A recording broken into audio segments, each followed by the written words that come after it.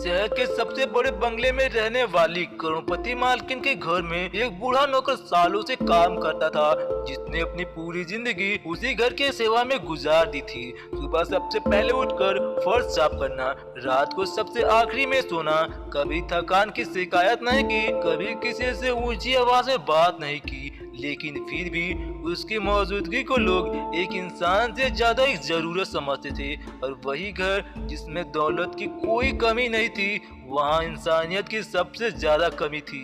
यह बात शायद किसी ने महसूस नहीं की थी। मालकिन की दोनों बेटियां पढ़ी लिखी, आधुनिक और समाज में इज्जतदार मानी जाती थीं, लेकिन उनके दिल में उस नौकर के लिए कोई जगह नहीं थी। कभी उसके कपड़ों पर हंसना, कभी उसके खाने के तरीकों पर ताना मारना, और कभी दोस्तों के सामने उसे ऐसे बुलाना जैसे वो कोई चीज हो, इंसान नहीं। जबकि वह नौकर हर बार से झुकाकर मुस्कुरा देता था, क्योंकि उसके लिए नौकरी सिर्फ काम नहीं बल्कि उसकी मजबूरी थी। और उसकी खामोशी में सालों का दर्द छुपा हुआ था, जिसे देखने वाला कोई नहीं था। एक दिन ऐसा आया जब घर में मेहमानों की भीड़ थी।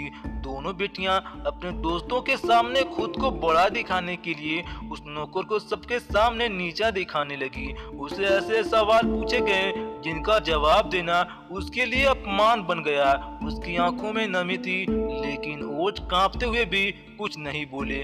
उसी पल वहां मौजूद कुछ लोगों को लगा कि शायद इंसान की कीमत उसकी हैसियत से नहीं बल्कि उसके व्यवहार से तय होती है। और उस दिन पहली बार उस आलीशान कमरे में बैठी हंसी के बीच इंसानियत रो पड़ी। नौकर ने जब कांपती आवाज में बस इतना कहा कि मैं भी किसी का पिता हूँ, किसी का बेटा हूँ, तो कमरे में अचानक सन्नाटा छा गया। दोनों बेटियों की हंसी रुक गई और पहली बार उन्हें एहसास हुआ कि जिस इंसान को वे अब तक कमजोर समझती रही, उसके दिलों में भी वही भावनाएं हैं जो उनके अंदर है। फर्क सिर्फ इतना था कि उसकी आवाज कभी सुनी नहीं गई और उसको इज्जत कभी दी नहीं गई, जबकि उसने कभी बदले की भावना नहीं देखी थी। उस पल दोनों बेटियों की आंखों में शर्म थी। उन्हें महसूस हुआ कि दौलत ने उन्हें सब कुछ दिया, लेकिन इंसान बनना नहीं सिखाया। उन्होंने पहली बार उस नौकर के पैरों के पास बैठकर माफी मांगी, हाथ जोड़कर नहीं बल्कि दिल से। और वही नौकर जिसने जिंदगी भर सर झुकाया था,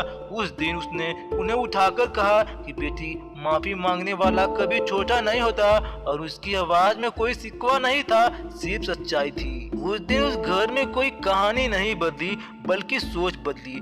दोनों बेटियों ने जाना कि असली मेरी बैंक बैलेंस में नहीं बल्कि व्यवहार में होती है। और इंसानियत वही होती है जो कमजोर को कमजोर नहीं समझे। और नौकर आज भी उसी घर में काम करता है, लेकिन अब उसकी आंखों में डर नहीं, सम्मान है। और यही वजह है उस दिन जो हुआ उसने सबको रुला दिया, क्योंकि जब इंसान अपनी गलती पहचान ले तो वही पल सबसे बड़ा बदलाव बन जाता है।